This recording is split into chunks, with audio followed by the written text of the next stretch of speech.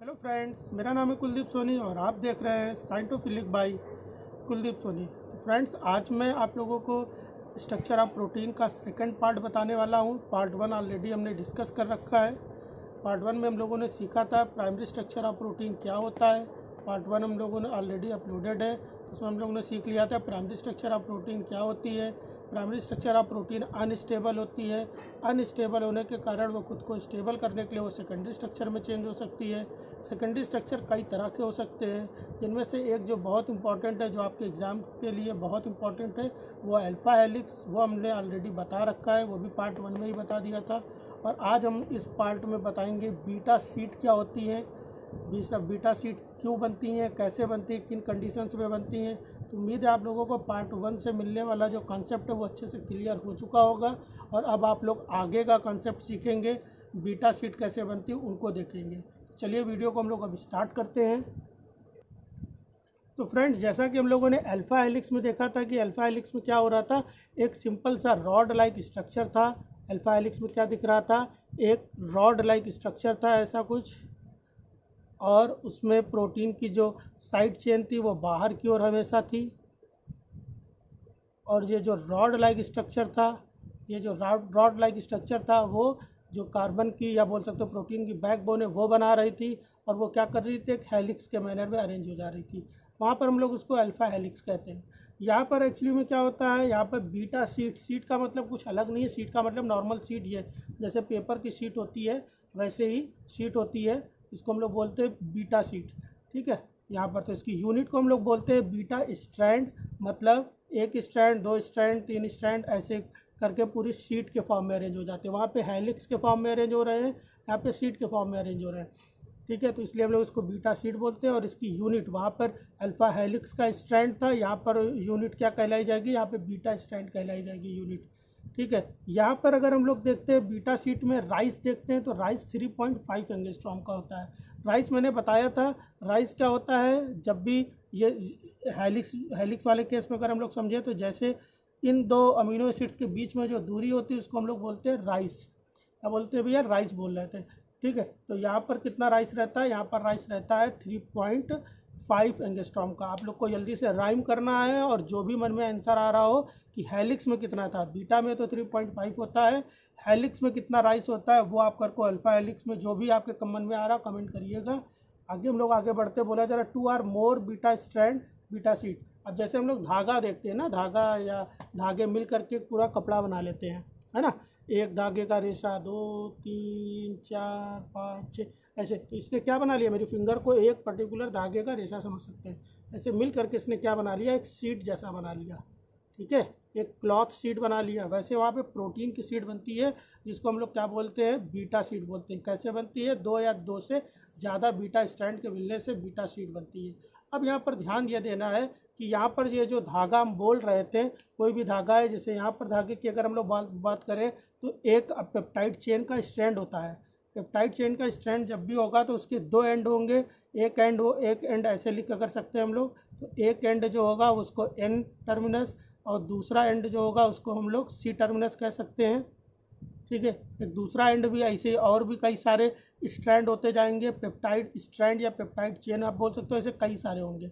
अब इनका आपस में जो अरेंजमेंट है वो पैरेलल भी हो सकता है और एंटी पैरेलल भी हो सकता है। मतलब एन के सामने एन और सी के सामने सी भी आ सकता है। दूसरा एक काम और हो सकता है, दूसरा एक काम और क्या हो सकता है कि ये एंटी पैरेलल भी हो सकते हैं। क्या हो सकते हैं, इस वाले केस में देखते हैं, हो सकता है ये स्ट्रैंड एंटी पैरेलल हो। तो एंटी पैरेलल भी हो सकते हैं और पैरेलल भी हो सकते हैं। अगर हम लोग पर्टिकुलर केवल इन दोनों की बात करें, या इसको यहाँ ना बना करके काम करते, थोड़ा नीचे बना लेते हैं, यहाँ पर देख लेते हैं एंटी पैरेलल करके ये। ठीक है, तो ये स्ट्रैंड एंटी पैरेलल भी हो सकते हैं। एन टर्मिनस इधर हो जाए और सी टर्मिनस इधर हो जाए। तो अगर हम दोनों इन दोनों को आपस में अगर डिस्कस करें तो ये दोनों आपस में किस तरह से अरेंज हो गए, पैरेलल मैनर में। ये दोनों आपस में किस तरह से अरेंज है, एंटी पैरेलल मैनर में। और अगर तीनों पाए जा रहे हैं तो हम बोल सकते हैं इसमें पैरेलल भी है और एंटी पैरेलल भी, इसलिए इसको बोलेंगे मिक्स्ड। ठीक है, तो जो दो बेस हैं वो है एंटी पैरेलल और पैरेलल। हम लोग को जानना है एंटी पैरेलल क्या होता है और पैरेलल क्या होता है। एंटी पैरेलल जब भी बनते हैं तो वहाँ पर हाइड्रोजन बॉन्ड जो होता है वो हेड टू हेड होता है। In such type of structures the formed hydrogen bond exists in head to head manner, that is always shows 180 degree, मतलब हमेशा 180 डिग्री पे होता है। ठीक है, एकदम स्ट्रेट लाइन होता है, 180 डिग्री पे होता है। कहाँ पे बनता है? CO और NH, तो ये हमेशा रहेगा अमीनो एसिड्स में CO और NH के बीच में ही बनेगा। ठीक है, form hydrogen bond with in front amino acid opposite stand. इस पर्टिकुलर पॉइंट का मतलब समझते हैं और हम लोग को अब जानना है कि हेड टू हेड, ये तो रट लिया, क्यों बनता है ये जानना है, क्योंकि क्वेश्चन जो आएगा खासकर CSIR में वो इसी स्टेटमेंट को थोड़ा सा चेंज करेंगे, थोड़ा सा घुमाएंगे और फिर क्वेश्चन दे देंगे, इसलिए बेसिक्स क्लियर होने चाहिए। हेड टू हेड क्यों बनता है और हेड टू हेड क्यों नहीं बनता है? ये हमेशा आमने सामने बनता है, इन फ्रंट होता है या इन फ्रंट नहीं होता है, इस चीज़ का हम लोग मतलब समझेंगे जब इसका स्ट्रक्चर अभी देखते हैं। चलिए पहले इसका स्ट्रक्चर देख करके इस पॉइंट को इनकाउंटर करते हैं। उसके लिए पहले हम लोग देखेंगे कि एक प्रोटीन का स्टैंड बनता कैसे है। तो प्रोटीन का स्टैंड आप लोग को पहले से ही पता है बहुत कुछ, कि एक कुछ नहीं, सिंपल एक कार्बन होता है, या नाइट्रोजन एंड से शुरू करते हैं, नाइट्रोजन होता है, नाइट्रोजन जुड़ता है अल्फा कार्बन से, अल्फा कार्बन जुड़ता है कार्बोनिल ग्रुप से, और इसके पास होता है OH। इसी अल्फा कार्बन की तरफ एक तरफ H और दूसरी तरफ R होता है, साइड चेन होती है। साइड चेन पे अभी ध्यान हम लोग नहीं दे रहे हैं, अभी सिंपल एक चेन बनाना देख रहे हैं। दूसरा फिर से एक N आता है, एक और N आ जाता है, एक और N आने से क्या होता है यहाँ पर, और उसके पास अपना खुद का H होता है, ऐसे कुछ भी 2 H हैं, इसके पास भी H है, फिर एक कार्बन आता है अल्फ़ा, फिर दूसरा कार्बोनिल ग्रुप आता है, फिर उससे OH लगा होता है, और ऐसे कहानी चलती चली जाती है।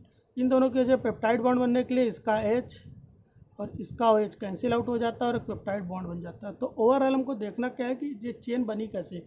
ये चेन बनती है NC alpha carbonyl, NC alpha carbonyl, फिर ये OH जाएगा, अगर एक और आएगा जुड़ेगा ना, तो इतना इमेजिन कर लीजिए, फिर आगे फिर तो ओवरऑल बनती कैसी है चेन बनती है NC alpha carbonyl, NC alpha carbonyl. तो भाई मैंने इधर दिखाया हुआ है, तो अब आप लोग इतने वाले नीचे वाले सेक्शन पे ध्यान देंगे। नीचे वाले सेक्शन में देखना ये है, यहाँ पर चेन बन गई NC alpha carbonyl, LC alpha carbonyl, LC alpha carbonyl, ऐसे बहुत दूर तक बनती चली जाएगी।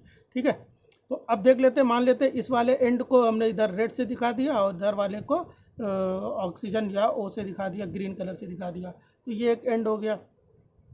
ठीक है, अब अगर इसके और इसके बीच कंपैरिजन तो करो, इसमें हाइड्रोजन ऊपर है रेड वाला, ठीक है, और इसमें ऑक्सीजन नीचे ऊपर है, तो इससे पता क्या चल रहा है कि ये दोनों एक दूसरे के एंटी पैरेलल हो गए। हम लोग को जानना है कि हेड टू हेड क्या जानना है, पहले ध्यान रखना है, head to head hydrogen bonding होती है या नहीं होती है, क्यों होती है और क्यों नहीं होती, ये जान लेना है।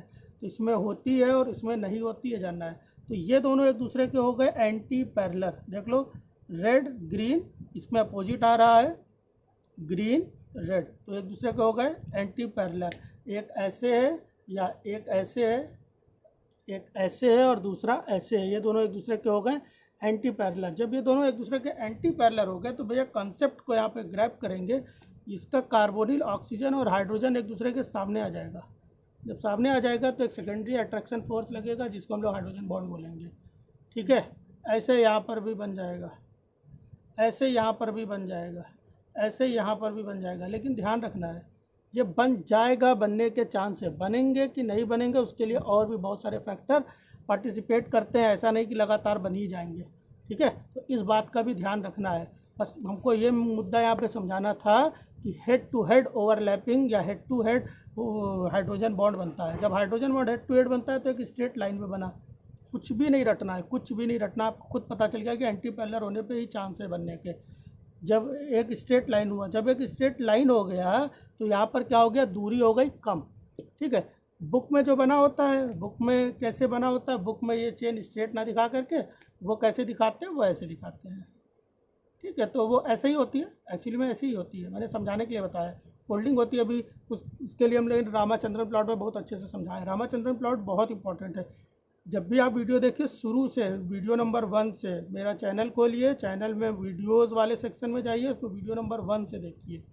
अगर आप रिपीट कर रहे हैं तो आपको उम्मीद है CSIR वाले का नॉलेज होगा, तो उसमें स्मार्ट स्ट्रेटजी वगैरह मनो देखो मनो ना देखो, लेकिन वीडियो अगर बायोकेमिस्ट्री की तो शुरू से देखेंगे तभी समझ में आएगा। ठीक है, चलिए, तो ये हेड हमको पता चल गया, हेड टू हेड होने से 180 डिग्री यहाँ पर बॉन्ड एंगल हुआ। 180 डिग्री होने के कारण इनके बीच का जो बॉन्ड लेंथ है वो कम हो गया।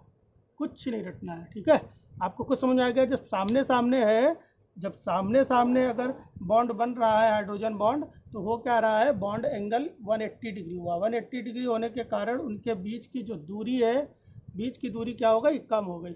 बीच की दूरी कम हो जाने से क्या हुआ, बीच की दूरी, ये देखिए सामने सामने था, ये थोड़ा नीचे चला गया।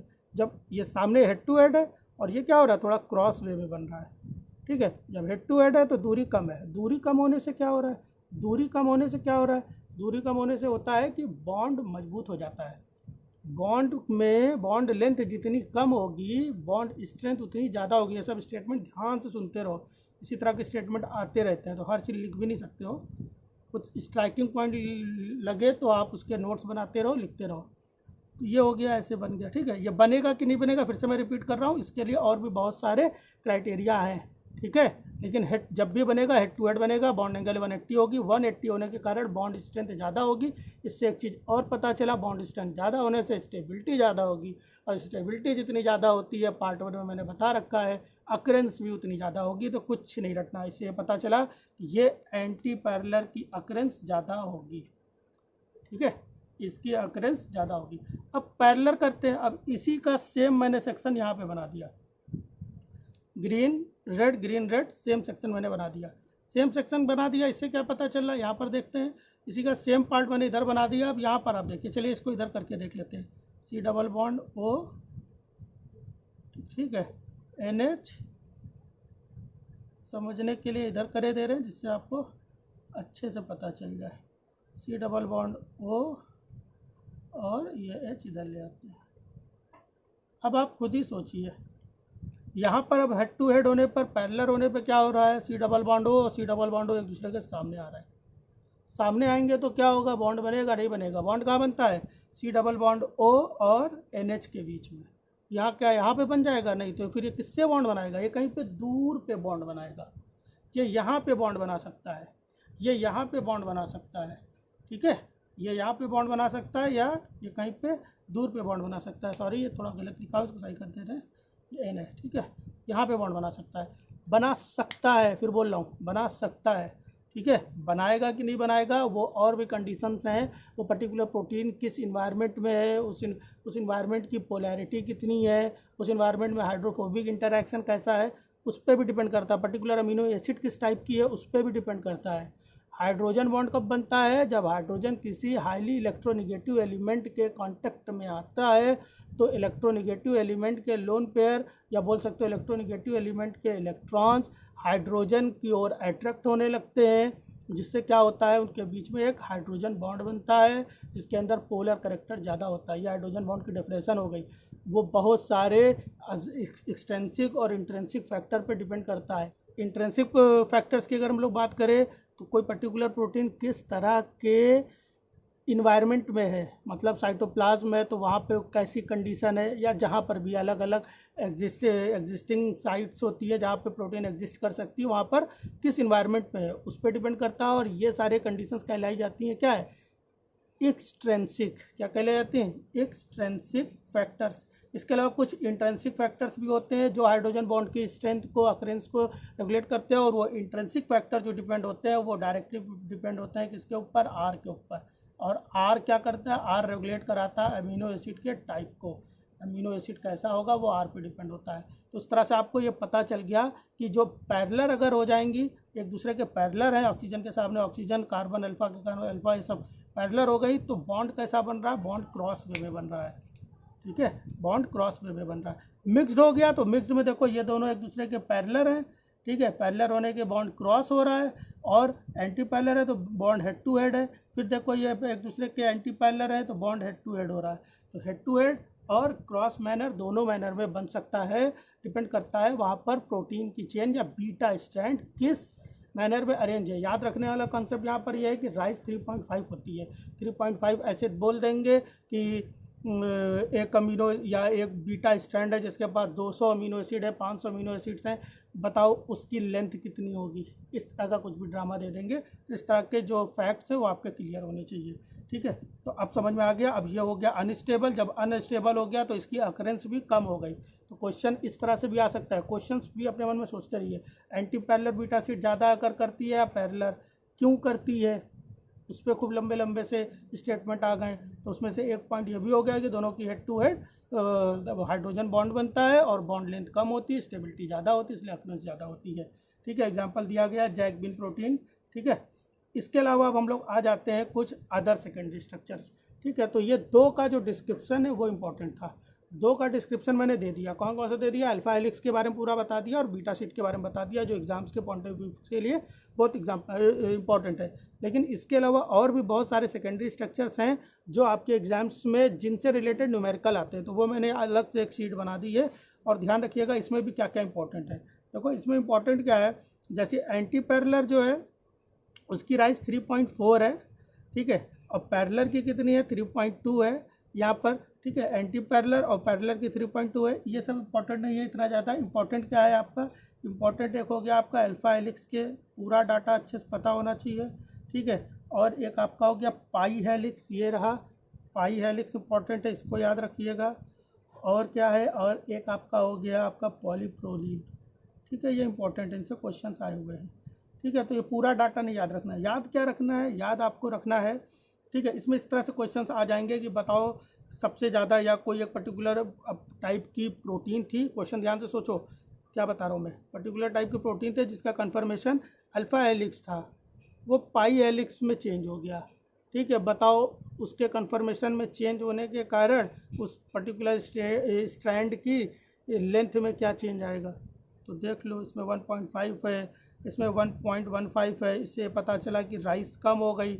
राइस कम हो जाएगी तो उसके बीच में ओवरऑल लेंथ भी कम हो जाएगी, डेंसिटी बढ़ जाएगी, ठीक है। तो ऐसा कुछ ड्रामा रहेगा। रेसिड्यू टर्म, राइस कम होगा तो रेसिड्यू टर्म जो होगा वो ज़्यादा हो जाएगा, ठीक है। जब 5 अमीनो एसिड आएंगे तो 360 डिग्री ज़्यादा कवर कर पाएंगे, ज़्यादा अमीनो एसिड कवर कर पाएंगे। ये दोनों एक दूसरे से रिलेटेड है, रटना कुछ भी नहीं है, ठीक है। इस तरह से भी सोचना है कि 1.5 एंगस्ट्रॉम है, इसका 1.15 है। इससे सीधे पता चल गया कि ये ज़्यादा होगा या कम होगा। इन दोनों में कंपेयर करो, 1.5 है 1.9 है, ये ज़्यादा है, ये ज़्यादा है इसमें राइस, तो इसकी जो रेसिड्यू पर टर्न है वो कम आएगी हमेशा, ठीक है। तो मैंने सीरियल में भी अरेंज करने की कोशिश की है, ठीक है। 313 वगैरह नहीं। अब ये याद करना है आपको, इससे खूब क्वेश्चन आए हैं और इसमें कुछ नहीं याद करने लायक है, ठीक है। क्वेश्चन आता है नंबर ऑफ हाइड्रोजन बॉन्ड।